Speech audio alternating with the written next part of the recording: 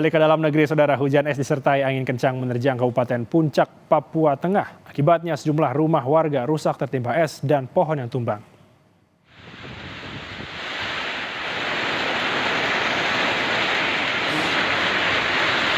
Fenomena hujan es disertai angin kencang menerjang distrik Sinak, Kabupaten Puncak, Papua Tengah pada Rabu siang.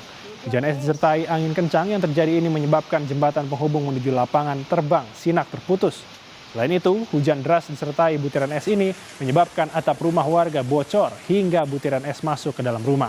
Bahkan angin kencang membuat sejumlah pohon tumbang dan menimpa rumah warga.